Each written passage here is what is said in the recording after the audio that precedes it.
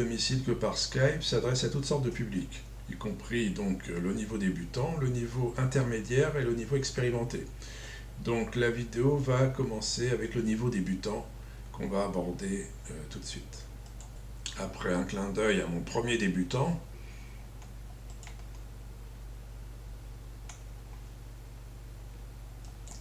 alors avant d'entamer des positions concrètes en guise d'exemple et d'échantillon, je voudrais préciser déjà deux choses. C'est que d'une part pour moi c'est très stimulant de travailler avec des débutants. Je suis actuellement un jeune élève, très jeune même puisqu'il a à peine 5 ans, un jeune élève russe qui est très motivé par le jeu d'échecs et je le vois progresser de semaine en semaine. Il m'a déjà déclaré qu'il devait devenir champion et me battre, donc le sujet est très intéressant et très ambitieux. Par ailleurs, je trouve que toutes les fonctionnalités qui sont offertes aussi bien par Skype avec le partage d'écran que par les outils de présentation assistés par ordinateur, notamment PowerPoint et toutes les qualités visuelles et interactives des logiciels d'échecs, font que tout cet environnement informatique est vraiment spécifiquement adapté, je trouve, au niveau débutant. Alors pour faire un survol très succinct des différentes possibilités visuelles et techniques dont nous disposerions dans nos séances Skype débutants, voilà un diagramme sur lequel on peut donc expliquer chaque mouvement de pièce. Donc je ne vais pas ici développer toutes les règles du jeu d'échecs, mais une présentation visuelle du déplacement des pièces. Donc voici, on va s'intéresser au roi qui se trouve sur la case F2 et indiquer ici ses mouvements possibles. Donc le roi, comme on le voit, peut en fait se déplacer sur toutes les cases qui lui sont jointives et autorisées. Donc comme je ne parle pas du règlement, je rentrerai peut-être pas plus dans les détails, mais disons que le roi ne peut accéder à la case G1 puisqu'elle est occupée par une pièce de son propre camp et il ne peut accéder non plus aux cases G2 et F3 qui sont sous le contrôle de la dame adverse, du rayon d'action de la dame adverse. Alors si on s'intéresse par exemple au mouvement du fou, le fou n'agit que en diagonale et ne va que sur les couleurs de sa case d'origine. Donc voici le fou par exemple situé à la case G4. On pourrait illustrer ici ses mouvements possibles avec les flèches qui matérialisent les diagonales sur lesquelles peut se déplacer le fou. Le cavalier qui heurte souvent les débutants puisqu'il a un mouvement un peu plus compliqué. En réalité, je vais essayer d'aborder les choses de façon un peu différente de ce qu'on trouve dans les manuels classiques. Considérons toutes les cases jointives autour du cavalier. On s'intéresse au cavalier qui est situé sur la case D7. Eh bien, pour commencer, le cavalier ne peut accéder à aucune de ces cases. Il faut aller sur un rayon plus important et savoir que les cases destinatrices qui sont autorisées pour le cavalier issues de la case D7, donc sur une case blanche, sont des cases de couleur opposée. À chaque mouvement, le cavalier va sur une case de couleur opposée à la couleur de sa case initiale. Donc voici les cases accessibles par le cavalier qui se trouve sur la case D7. Alors je voulais ajouter cet extrait de vidéo à l'attention des débutants qui jouent encore des coups impossibles. Eh bien, rassurez-vous, cela peut arriver à très haut niveau. C'est voilà une partie donc, qui m'a été communiquée par Christophe, et je le remercie au passage. Il faut dire que c'est quand même assez exceptionnel de voir à ce niveau deux coups consécutifs impossibles. Donc je vous passe la suite de la vidéo qui est en arrêt sur l'image. Et il s'agit d'une partie dans le championnat du monde de Blitz 2017 entre Magnus Carlsen, le champion du monde en titre quand même, et Ernesto Inarkiev, Elo 2614. Donc à ce stade-là, voilà la suite de la partie. Alors c'est vraiment extraordinaire et rarissime. Donc merci à Christophe pour m'avoir envoyé cette vidéo. Vous voyez que tout de suite derrière ces coups va arriver quelque chose de tragicomique. Je vous laisse découvrir. Alors vous avez des commentaires en direct par les chroniqueurs américains ou anglais, je ne sais pas. Donc suivez bien la séquence qui vient. Tour échec, réponse échec. Magnus Carlsen laisse passer, joue un coup droit, on se retrouve avec deux coups impossibles consécutifs. Donc vous voyez que ça peut arriver à très haut niveau. et que ça nécessite l'intervention de l'arbitre pour trancher ce qui pourrait bien devenir un litige entre les deux joueurs. Et apparemment, j'ai dû le découvrir avec des explications qui sont faites. C'est finalement le dernier coup impossible qui paye le fort prix. Et c'est Magnus Carlsen qui doit perdre cette partie. Alors concernant Christophe Bouton, je voudrais ajouter que c'est vraiment la personne qui m'a remis le pied à l'étrier des échecs, puisque je naviguais tout à fait par hasard sur Google vers novembre 2016 et à la recherche de ce qui se passait pour d'anciennes connaissances. Et j'ai découvert tristement que un certain Yokos venait de décéder. Yokos qui était vraiment non seulement un très fort joueur aux échecs, mais surtout reconnu dans l'univers scientifique. Hein, et donc il a quand même été non seulement à l'Académie des sciences, je dois dire qu'il a eu plusieurs prix, notamment une médaille d'argent puis d'or aux Olympiades internationales en mathématiques, et qu'il a enseigné au Collège de France. Donc vraiment un garçon à la fois très humble et très savant. Et donc de proche en proche, je me suis retrouvé sur le site Échec 64, sur lequel j'ai découvert, et j'ai déposé d'ailleurs, à l'annonce de cette information, un commentaire, qui je crois est toujours actif sur le site. Et j'ai laissé le commentaire suivant ici qu'on voit très mal, puisqu'en fait toute la bande du site est barrée par une colonne tweet. Donc en réalité, voilà l'hommage que j'ai laissé en fait à Yokos en apprenant son décès. Et c'est vraiment tout à fait par hasard, parce que je n'avais pas du tout l'intention de revenir dans la communauté des joueurs d'échecs. D'ailleurs, je le dis même assez clairement, de façon explicite dans ce commentaire. Et de fil en aiguille, j'ai été approché un peu plus par Christophe Bouton, qui m'a vraiment redonné du plaisir et des sensations dans le jeu d'échecs. Et je suis arrivé là juste à la période, en fait, où commençait le championnat du monde 2016 entre Carlsen et Karyakin, avec le plaisir de redécouvrir le nouvel environnement échiquéen, avec notamment sur le site Chessbomb la possibilité de suivre en direct les parties. Et là, ça a été vraiment le déclic et la remise en selle.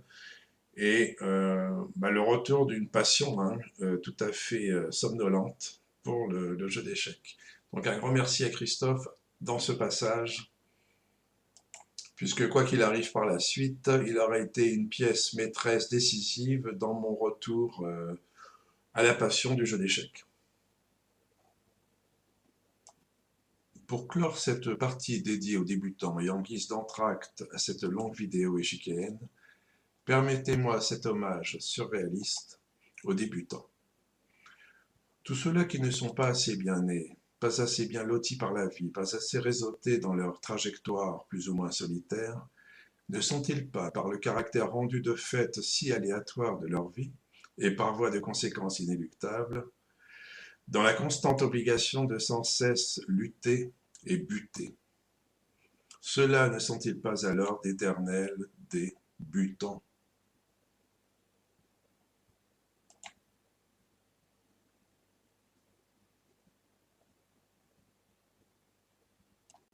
Alors dans nos séances Skype, on abordera le thème comment anéantir une défense adverse. Pour cela, on s'aidera de positions concrètes qu'on examinera ensemble avec une évaluation tactique de la position. Voilà un exemple où on voit clairement un roi noir isolé et une suprématie matérielle des blancs sur l'aile roi tout à fait manifeste, donc avec la présence d'un fou, d'un cavalier et d'une dame qui sont concentrés sur l'aile roi adverse. Donc déjà, cette situation initiale prédispose à la recherche de combinaisons pour trouver rapidement un éclatement, un anéantissement de la défense adverse. Il y a ici un point névralgique, le pion F7, qui n'est défendu que par le roi.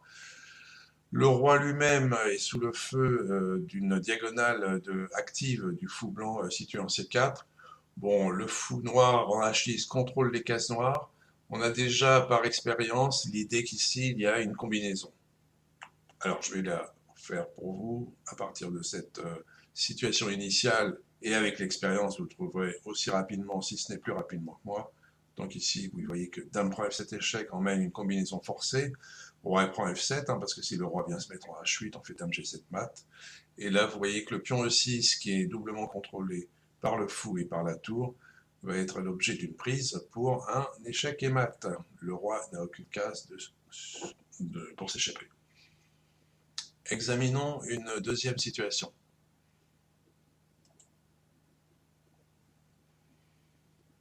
Alors, essayons d'évaluer cette position. Là encore, les noirs n'ont pas roqué. On a une concentration de 4 pièces blanches sur le plein milieu de l'échiquier, donc vraiment en position d'attaque aussi.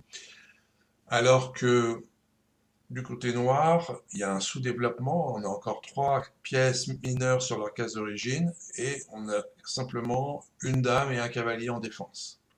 Donc déjà, cela augure d'une possibilité d'une combinaison dans le sens où il y a une suprématie matérielle des blancs, il y a donc une plus grande possibilité de combinaison tactique et technique. Alors ça ne dit pas qu'il y a forcément un gain immédiat, mais une fois qu'on a déjà cette première évaluation, on va chercher la combinaison rapide et directe qui frappe sur le point névralgique du camp noir.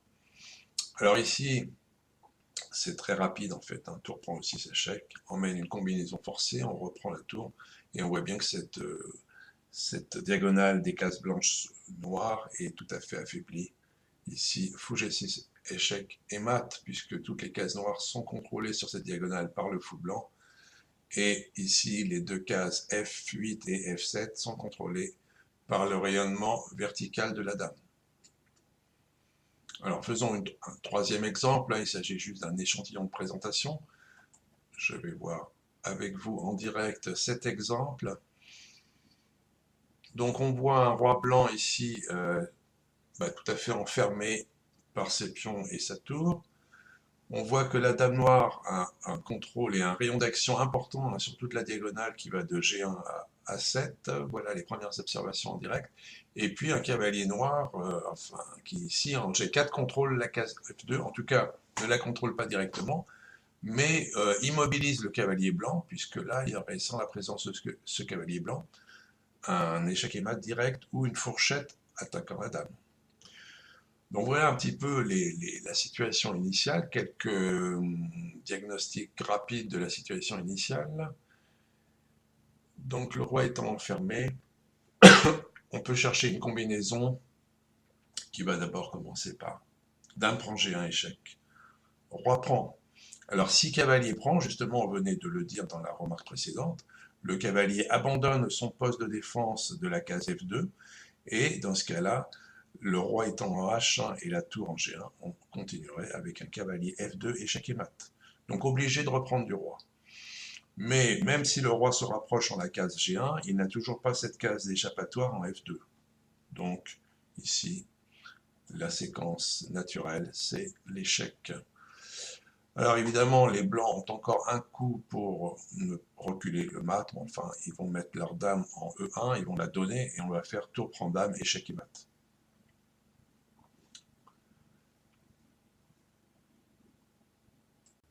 Alors toujours sur le thème comment neutraliser ou anéantir une défense adverse, j'ai pris cet exemple pour illustrer ce thème. En fait, il s'agit d'une partie de notre numéro 1 français Maxime Vachier-Lagrave contre le grand maître international russe Nepomniachtchi, et cela dans la 9e ronde de la Sinquefield Coupe 2017, hein, qui est un des plus grands tournois du circuit dans le monde, hein, équivalent d'un tournoi du Grand Chelem au tennis. Hein, donc, cette victoire, d'ailleurs, du Français Maxime Vachier-Lagrave à la première place lui a permis de se hisser au rang de numéro 2 mondial, hein, donc c'est quand même pas rien.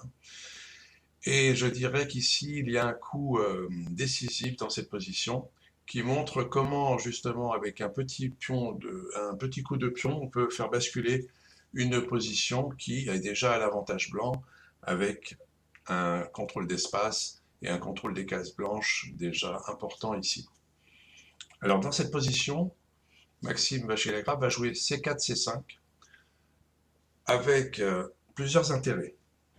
L'intérêt, c'est aussi bien de dégager La case C4 pour y placer la dame et agir sur la diagonale A2 G8. C'est aussi de faire une pression sur la case D6 et éventuellement de prendre le contrôle de la colonne D. Alors, Népomuchet a répondu D prend C, et le coup intermédiaire Dame C4 beaucoup plus fort que la reprise du pion, puisqu'il concrétise les menaces potentielles, et notamment une menace directe immédiate et le coup tour E6, qui cloue la tour D6, pardon, qui cloue la tour E6. Alors, pour parer à cette menace, Népomuchet répond par Dame F7. Ici, on va faire tour prend C5 avec un enchaînement très logique qui maintient la pression sur la position noire et qui augmente même les possibilités, puisque ici on ouvre la colonne C et on menace clairement tour C8 échec. H6 pour donner un peu d'oxygène au roi noir et justement empêcher un mat du couloir en lui libérant la case H7. L'avantage de H6 est aussi de soutenir le fou G5 qui est un petit peu en l'air sans défense. Donc, on enchaîne avec une série de coups très logiques, un tour C8 échec, obligeant le roi à monter en H7. Ici, on consolide la position blanche à la fois en défendant le pion H5 et le cavalier F5, c'est-à-dire que la situation des noirs est complètement paralysée, il n'y a aucun contre-jeu possible, et le potentiel de coup du côté blanc reste tout à fait d'actualité, sachant qu'en fait même on augmente à chaque coup des possibilités nouvelles, hein, comme ici la possibilité de prendre le contrôle de la colonne D en jouant Dame D4. Tour E7 donc pour anticiper et empêcher tour C7 et surcontrôler la case G7 et la tour B7, hein, donc évidemment Népomuchet là se replie réellement sur la ligne 7. Dame D4 justement avec un changement de contrôle de case. Ici, la Dame D4 exerce à la fois une pression sur le pion G7, mais aussi menace de concrétiser l'entrée sur la ligne 8 avec Dame D8, menaçant clairement Dame H8 échec et mat.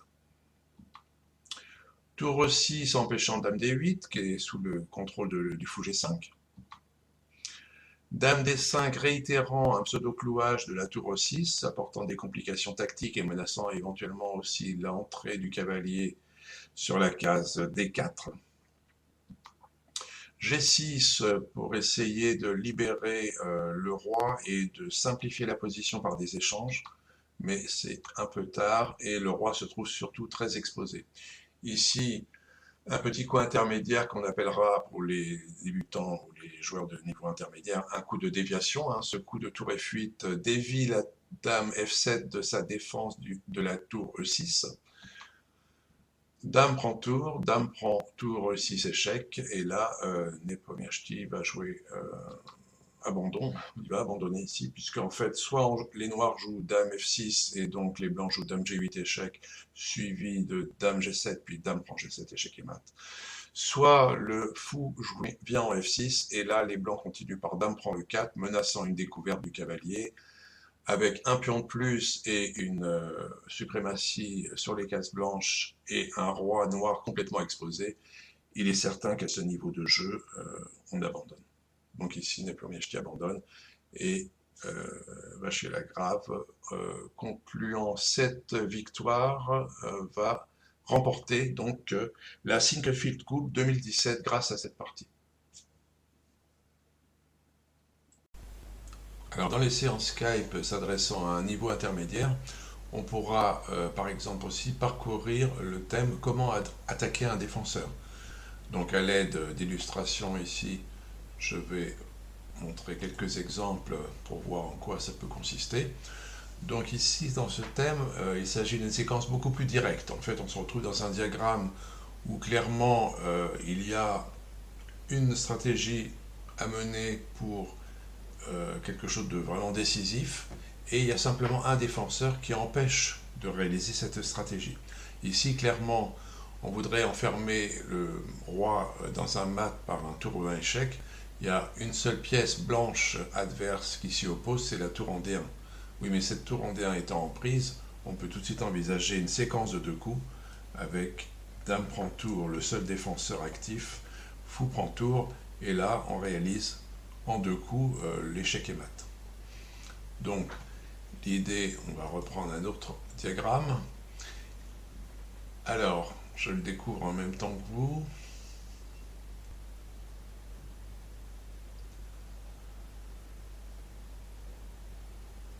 C'est au noir de jouer. Oui, voilà, donc en fait ici, on a donc amassé 3 pièces en attaque. Les noirs ont une tour, une dame et un fou qui visent clairement l'aile roi. Donc il s'agit là simplement d'un coup direct qui va être un coup de détournement, un coup de déviation comme on dit aux échecs. Donc on va jouer tour G1 échec pour dévier le roi de la position F1 où il défendait la dame E2 et on empoche la dame avec dame E2 et là la partie est gagnée dans la foulée. Alors, essayons de voir un autre exemple. Ici, on voit clairement qu'il y a une défense organisée chez les noirs avec un fou qui défend une tour noire. Mais cette tour noire est aussi attaquée par la dame blanche. Donc, avec la même approche, on voit que dans cette position, la dame blanche située en H4 attaque la tour E7 qui est défendue par un seul défenseur. Est-ce qu'on n'a pas la possibilité d'éliminer ou d'échanger une pièce pour éliminer ce défenseur? Et là, il y a quelque chose de très direct qui mène à cet échange suivi de dame prend tour et donc suivi du gain de la partie avec un avantage très important d'une pièce. Bon, voyons si je trouve encore un diagramme de ce type. Alors, je découvre ici quelque chose qui ressemble plus à une finale. Bon, la mécanique est exactement la même. Vous voyez que c'est au tour des noirs de jouer. Cette tour blanche en E4 est défendue par un défenseur qui est le fou G6. Est-ce qu'il y a une séquence directe pour éliminer le défenseur? Finalement oui, et en plus on le fait sur un échec, donc on génère une série automatique de coups, donc tour prend fou. Alors si on fait ici la défense avec la tour, en fait il y avait la possibilité de faire H5 prend tour G6 et on faisait tour prend tour E4 et on avait une tour de plus, on gagnait la partie. Ici la seule autre possibilité pour les blancs c'est de couvrir le roi avec ce tour G4, mais enfin ça n'avance pas grand chose puisqu'on fait l'échange de tours et on se retrouve avec une finale. Voilà, on peut aussi éliminer. Enfin, c'est une finale gagnante à partir de là. La séquence de coups a été donnée. Voilà. Alors évidemment, il y aura beaucoup d'autres exemples qu'on pourra suivre en séance. Mais voilà un petit échantillon, comme dans toute cette série de présentations thématiques, pour ce qui concerne l'attaque du défenseur. Alors, toujours s'adressant à un niveau intermédiaire, on va examiner ensemble quelques diagrammes sur le thème de l'attaque à la découverte. Alors, qu'est-ce que c'est que cette attaque à la découverte? Voici un premier diagramme. On voit ici, par exemple, que c'est le trait au blanc, c'est au blanc de jouer, et qu'il y a un vis-à-vis sur la diagonale A8, H1, entre les deux dames, qui est intercepté par une tour, en fait. Le seul obstacle à cette ligne entre les dames, c'est la tour qui se trouve en E4. Mais bon, donc on va conclure ici en faisant un tour E1, tour E8 échec. Et voilà que la dame noire est en prise, puisque la séquence était obligatoire, et on fait dame prend dame. Voyons un autre diagramme. Ici, on voit que la dame E4 est située au centre de l'échiquier. Par contre, le fou A3 est sans défense. Donc si on arrive à attaquer la dame E4 par un coup intermédiaire et que la dame est obligée de se replier sans pouvoir venir en défense du fou noir, eh bien le fou noir sera perdu. Donc ici, on joue ça. Et même s'il y avait un meilleur retrait de la dame que la case F4, c'était imparable de prendre fou prend fou. Alors ici un échec à la découverte encore plus direct, hein, puisqu'on va générer un mat en un coup. Vous voyez que finalement, entre le roi G1 et la tour A8, le seul obstacle, c'est le fou B1, mais il appartient au camp noir. Donc, si c'est le trait au noir, que si c'est au noir de jouer, vous voyez pratiquement que n'importe quel coup, enfin c'est surtout parce que les noirs sont sous échec, pardon. Donc, fou G6 gagne la partie, puisque du coup on couvre l'échec et en même temps on fait échec et mat. Alors, voyons un dernier exemple de diagramme avec une découverte. Ici, c'est au blanc de jouer. Et vous voyez que c'est immédiat, on est dans la même situation, des dames qui sont en vis-à-vis, qui sont simplement interceptées par ce fou en D5. Or, il existe un coup direct qui, en plus, génère une séquence automatique, puisque fou prend F7 échec, roi prend fou. Et la dame n'étant sans défense, on fait dame prend tour. Alors, s'adressant au niveau intermédiaire, on va aborder un échantillon de diagrammes sur le thème de l'attaque double.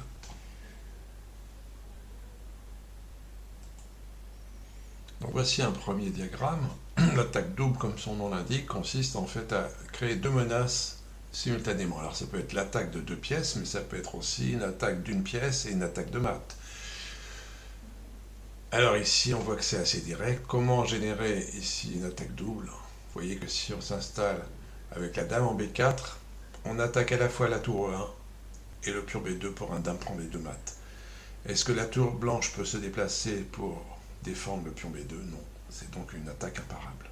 Il n'y a pas de coup intermédiaire pour les blancs. Donc vous voyez qu'ici, l'effet est décisif. Alors, analysons cette nouvelle situation. Et bien là, on a vraiment un coup direct qui permet d'attaquer à la fois la tour et de mettre le roi noir en échec. Donc on gagne nettement une pièce par le simple coup cavalier C7 échec. Alors, les situations d'attaque double arrivent aussi dans des parties plausibles et des parties même de très haut niveau.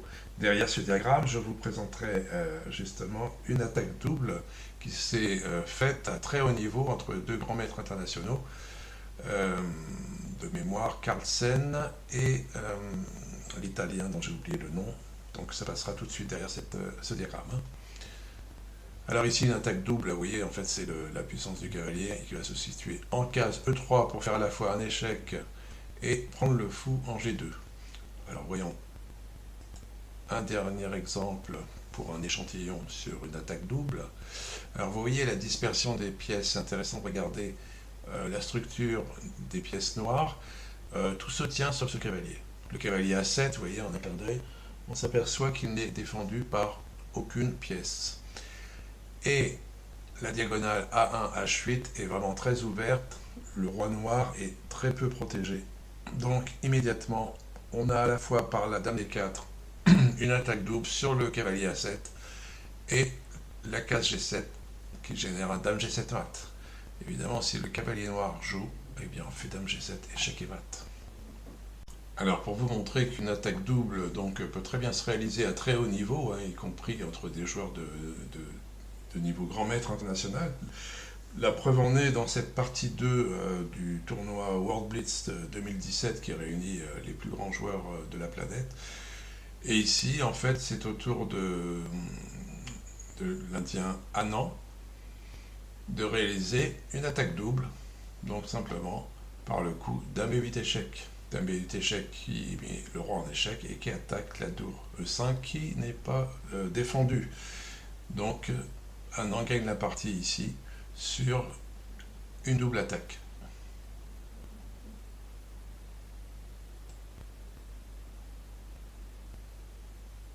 Alors quand je vous disais que en fait, une attaque double peut très bien se produire à très haut niveau, il est quand même assez exceptionnel de voir, surtout dans la phase de milieu de partie, l'attaque double suivante qui a été donc infligée au grand maître chinois Yu Yangying par Magnus Carlsen lors d'un tournoi Blitz international au Qatar Chess en Master 2015. Donc, je vous laisse regarder un petit peu le diagramme. Vous voyez que en fait, Magnus Carlsen vient de jouer cavalier prend fou D3 échec. Enfin, vous ne le voyez pas, c'est pour ça que je vous le dis. Et donc, Yu Yangi, qui a les blancs, va faire dame prend cavalier. Et je vous laisse deviner. Okay. Il y a ici un commentaire en anglais, hein, donc ne vous affolez pas. Je vous laisse deviner Yeah. quel va être le coup qui est justement une double attaque. 3 rook e4, you can sort of Magnus catch it on Carlsen. a4. Let's just show this because nothing else to discuss. Like Right. bishop g5, rook a4. Voilà la position. Après, dame prend cavalier. Et b4, but b4. a5. c'est ça. Mais je reviens juste un tout petit peu en arrière. Donc vous voyez que c'est le coup. Yeah, okay, this is Yeah. queen d3, rook e4. You can sort of catch it on a4. Let's just show this because nothing C'est le coup tour E4, donc, qui va créer une double attaque des pièces cavalier A4 et fou F4. else to discuss. Like Right. bishop. Ok, donc c'est ici hein, qu'il faut regarder, puisque ça peut générer encore sur le diagramme, il y a quelquefois un décalage hein, dans les transmissions des parties de tournois internationaux. Donc vous voyez, ça peut vraiment arriver à tout niveau. Alors concernant le niveau intermédiaire, nous allons maintenant présenter avec quelques diagrammes en échantillon le thème de l'interception. Alors qu'est-ce qu'on appelle l'interception? Ici on a un diagramme. Évaluons un petit peu la situation. On voit que c'est le trait au blanc, hein, c'est au blanc de jouer. Le roi noir se trouve vraiment confiné à l'extrémité de l'échiquier sur la case H8. Il n'a aucune case pour s'échapper, ni en H7 qui est contrôlé par le pion G6, ni en G8 qui est contrôlé par le fou A2. Donc en réalité, on aimerait bien pouvoir faire dame H2 échec et mat, mais on ne peut pas puisqu'il y a quand même la dame en B8, la dame noire, qui empêche cet échec et mat. Bon, l'interception va consister à entraver cette diagonale, à intercepter cette diagonale, en utilisant éventuellement une pièce. Ça peut être d'ailleurs une pièce, ça peut être le cavalier, et ça peut être un coup plus actif, car pourquoi pas faire une interception de cette diagonale tout en attaquant la dame. Ainsi on pourra réaliser notre échec, puisque sur fou ici, qu'est-ce que vont faire les noirs? En fait ils peuvent soit déplacer la dame, mais elle perd le contrôle de la diagonale noire, et donc elle n'empêchera plus de réaliser le mat en H2 par la dame blanche. Soit ce fou est pris par le pion F6, et c'est le même scénario. Le coup suivant pour les blancs sera dame H2, échec et mat. Alors voyons un autre diagramme. Voyons comment on peut intercepter. Je découvre ça aussi en même temps que vous.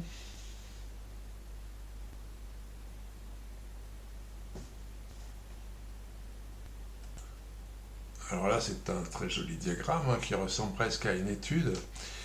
En fait, le roi, la première chose qu'il faut observer, le roi n'a aucune case de fuite. Toutes les cases sont contrôlées, soit par la tour, soit par le cavalier, soit par le pion. Donc en réalité, il est déjà enfermé par des pièces mineures qui sont la tour, le fou, E2 et le cavalier C1. Un coup intéressant serait d'enfermer le roi et de ne laisser aucune case de fuite, mais l'interception ici, ça va être le coup tour des deux échecs, puisque d'accord, le fou prend la tour, mais ici on a cavalier B2 mat, puisque la case C2 est privée au roi blanc, et que le roi blanc est complètement encerclé par ses propres pièces.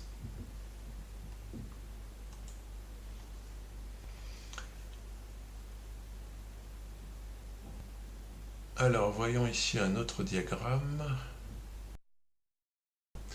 Qu'est-ce qu'on observe en fait? On a une grande diagonale sur laquelle se trouve le fou d'attaque C6, une tour F3 clouée et un roi en H1.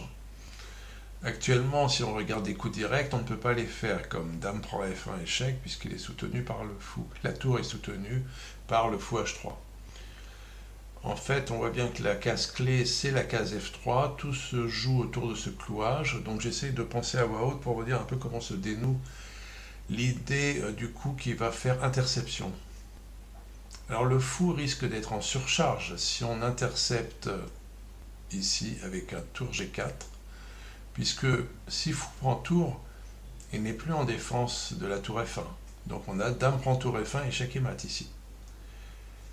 Et si c'était la dame qui prenait, on prenait F5, prend dame G4. Donc on gagne la partie. Donc voilà un exemple intéressant de coup d'interception.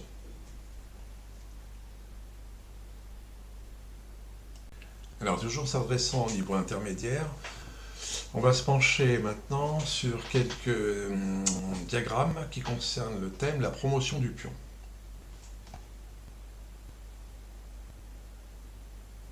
Alors voici un premier diagramme. On voit qu'on a un pion blanc assez avancé sur la case C6.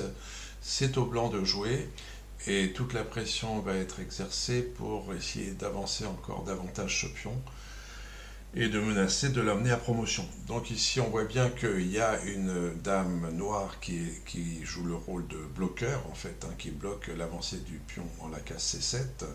Donc une idée logique serait de la détourner de la case C7 pour l'empêcher de bloquer la promotion du pion.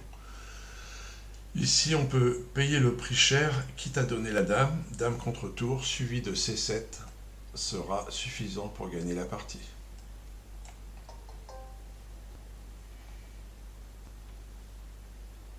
Voyons un autre diagramme.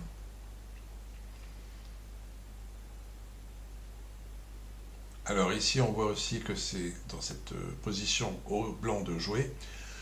On a d'ailleurs dans la même situation un pion en C6. On voit qu'il est inutile de l'avancer en C7, il serait pris par la tour E7. Donc il y a non pas ici un bloqueur, mais un empêcheur d'avancer vers la promotion. On voit que le cavalier F8 n'a pas de possibilité d'aller sur la case D7. Il pourrait lui-même ralentir l'avancée du pion en venant sur la case E6, bien qu'il y ait des échanges qui puissent ensuite simplifier la position, mais ce serait une possibilité. En réalité, il y a beaucoup plus direct ici, c'est d'éliminer justement le défenseur. C'est la même idée. Pour atteindre l'objectif de promotion du pion blanc, on va éliminer le défenseur avec un coup direct. Alors ça peut être d'ailleurs tour prend F7. Ici, la tour est clouée. Donc on peut même se permettre de prendre un temps et de jouer C7. La tour étant clouée, ne pourra pas jouer. Et le cavalier n'aura aucun dégagement qui permet d'arrêter la promotion en C8. Donc ici, par exemple, le coup gagnant. Alors, voyons un troisième exemple que je découvre en même temps que vous. Donc ici, le roi et la tour sont calés au fond de l'échiquier sur la ligne 1. C'est au noir de jouer. On peut envisager des coups candidats, c'est que je nommerai des coups candidats lorsqu'on abordera des cours pour le niveau supérieur, je parlerai de coups candidats. Alors, ici on pourrait envisager tour prend cavalier.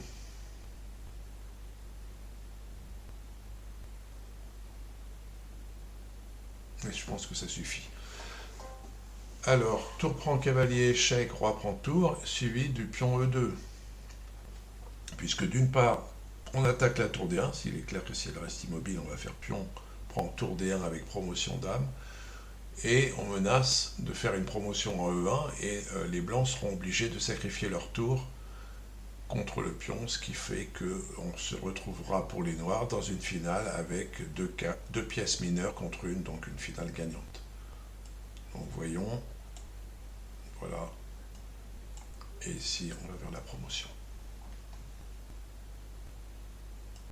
Alors pour vous montrer que le gain d'une partie par la promotion d'un pion n'arrive pas qu'à des débutants ou des joueurs de niveau intermédiaire, mais qu'il peut se produire vraiment à très haut niveau, j'ai trouvé cette partie donc, qui a eu lieu dans le World Cup 2017 qui réunit aussi c'est un grand tournoi FIDE qui réunit les plus grands joueurs actuels sur la planète.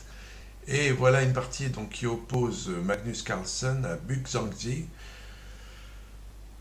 Et je crois que Magnus Carlsen se souviendra longtemps de cette partie. C'est quand même très rare de le voir perdre en 36 coups avec les blancs. Donc ici, qu'est-ce qui s'est passé? Pour essayer de se dégager, Magnus Carlsen vient de jouer cavalier F3. Et là, un très joli coup qui exploite totalement la fonction du pion, la double fonction en fait de promotion et de prise sur le côté. Le joueur chinois Buk Zhangzi va jouer tour G1 échec. Donc qu'est-ce qui se passe? Sur cavalier prend tour, les noirs vont jouer H2 avec la double menace de prendre le cavalier et une promotion sur la case G1 ou de faire dame et une promotion sur la case H1. Les blancs n'ont aucun recours contre cette menace et évidemment Magnus Carlsen abandonne la partie à ce moment sous la double menace de la promotion du pion. Alors toujours s'adressant au niveau intermédiaire, on va aborder dans ces séances Skype aussi le thème du clouage. Donc voyons toujours un petit échantillon à travers quelques diagrammes. Voici un premier diagramme. Qu'est-ce qu'on appelle un clouage? En fait, on cloue un pion ou une pièce lorsque celui-ci ne peut pas changer de position sans détériorer la position initiale, c'est-à-dire ou bien il ne peut pas bouger parce qu'il y aurait une perte de pièces ou une perte de matériel qui conduit à une perte tout court de la partie, ou bien il ne peut pas bouger parce qu'il y aurait un roi en échec.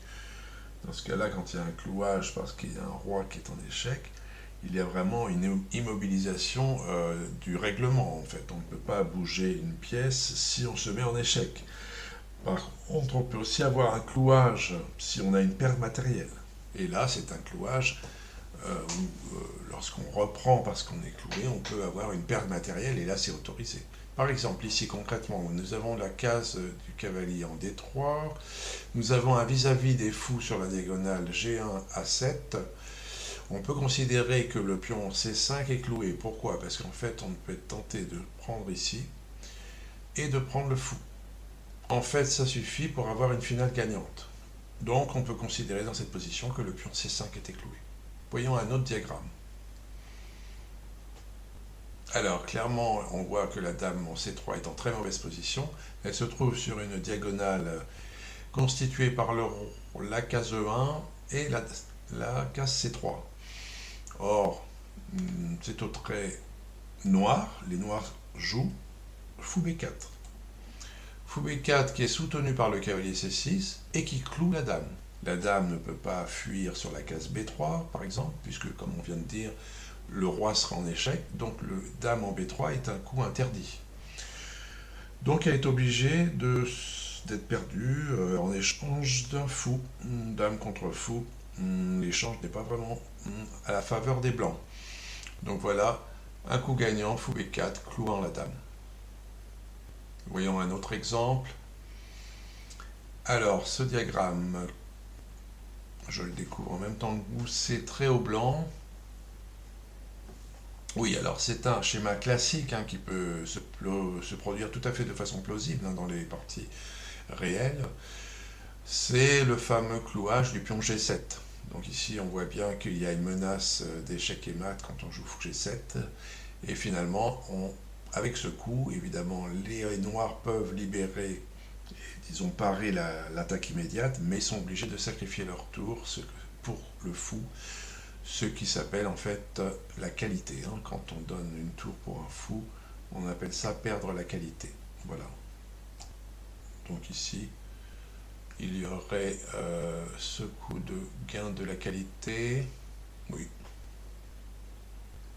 Voilà. Alors, on peut aussi considérer d'autres coups qui sont des coups plus offensifs, qui obligeraient la tour à bouger, et on peut venir ensuite ici pour menacer un mat G7. C'est quand même encore plus fracassant et encore plus direct.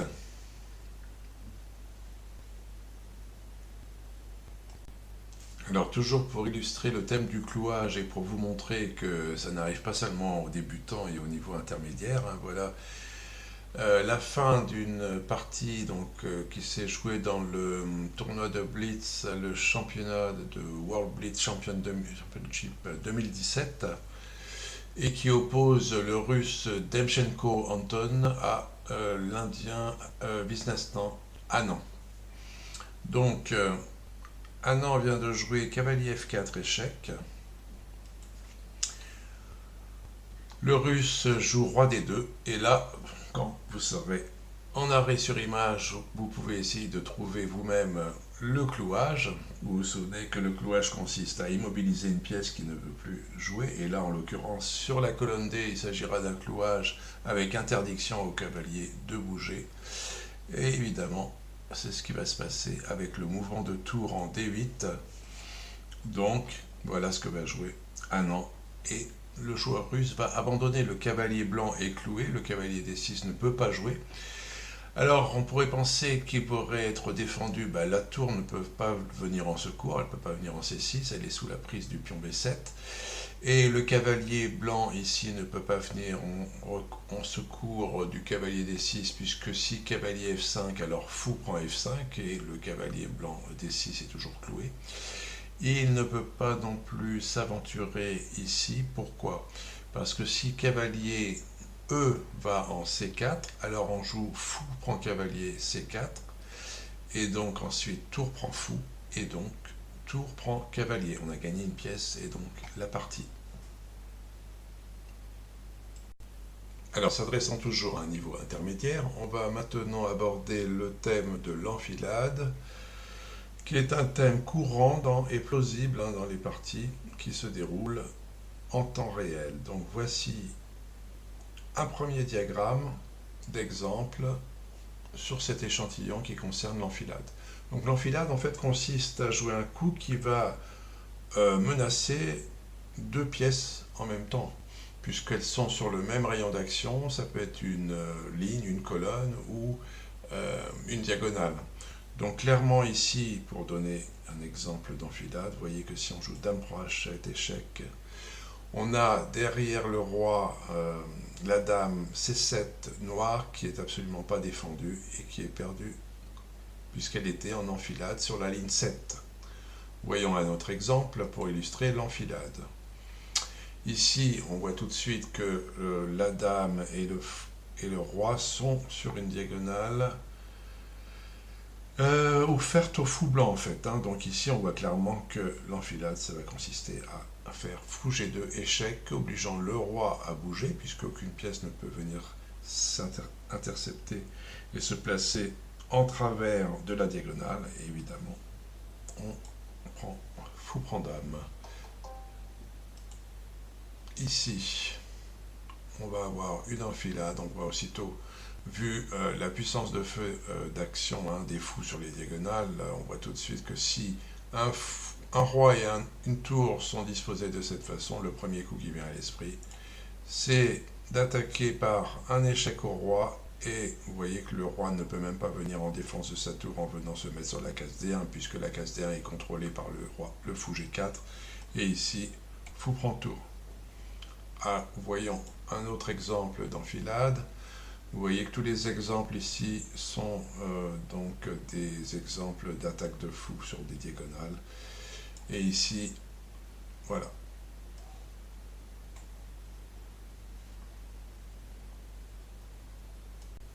Alors, s'adressant toujours au niveau intermédiaire, on va aborder maintenant un dernier thème de l'échantillonnage complet que nous aborderons dans nos séances Skype, ce qui est le thème de l'attraction.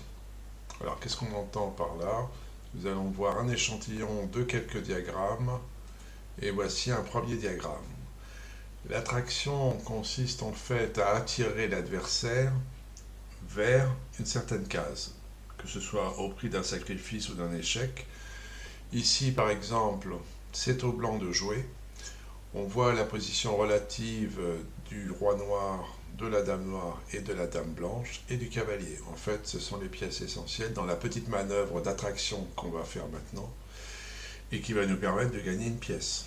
Alors on a à la fois la réalisation d'une attraction parce qu'on attire le roi vers le centre avec cet échange de dame contre cavalier, mais c'est évidemment pour porter le coup décisif qui est ce qu'on appelle aussi une fourchette, puisqu'on attaque à la fois le roi et la dame. Donc échec au roi, le roi joue et ensuite on gagne la dame, on a gagné une pièce, donc la partie. Alors découvrons ici l'attraction, c'est au noir de jouer. Oui, donc on va effectivement attirer le roi dans la colonne G pour le soumettre à l'échec de la tour, tout en faisant un échec à la découverte qui va permettre de gagner la dame. Donc comment ça va se situer ici?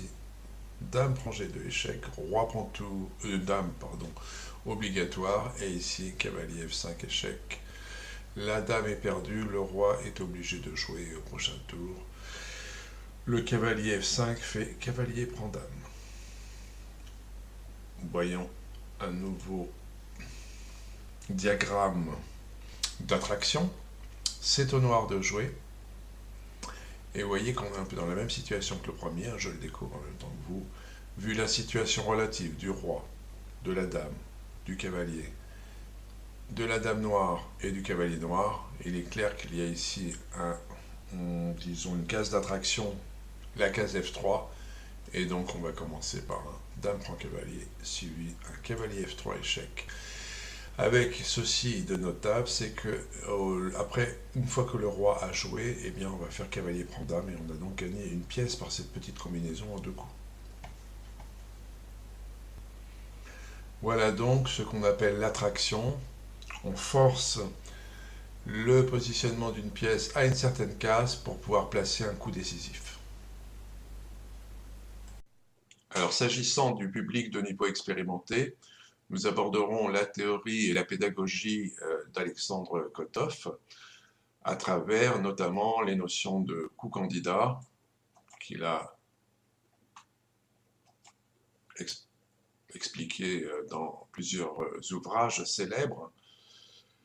Les coups candidats, donc les arbres de choix, la méthode d'analyse et les questions à se poser lorsqu'on est à décider d'un coup, comme de quel type est la structure de pion, qu'est-ce qui va et ne va pas dans la position, que veut faire mon adversaire, quelles pièces échanger, lesquelles garder, de quel côté dois-je développer le jeu, quelle est ma position idéale. Et encore, comment faire un pas dans la bonne direction, quels sont les coups à considérer de plus près. On va voir aussi, lors de ces séances, l'importance d'un plan, l'importance d'une stratégie, à travers la recherche de la construction d'une combinaison, en envisageant la position par une approche de vue d'ensemble, d'analyse de la position, de recherche du coup, du calcul des variantes, et notamment comment aborder la construction d'une analyse. Là encore, on reprendra les principes de base énoncés par Alexandre Kotov. Dans la construction d'une analyse, il y met aussi bien l'analyse dans l'ordre des coups hyperdynamiques, les coups dynamiques, les coups statiques. Commencer aussi les calculs jusqu'à une position qui admet plusieurs répliques, et prendre du recul et se concentrer au moins 30 secondes sur l'emplacement exact de toutes les pièces. Enfin, continuer les calculs. Ici se termine donc cette présentation longue que j'ai essayé le plus complète possible. Et surtout, n'oubliez pas, aux vénérables futurs gladiateurs combatifs de tous bords, la maxime du champion français Xavier Tartacover, celui qui prend des risques peut perdre, celui qui n'en prend pas perd toujours.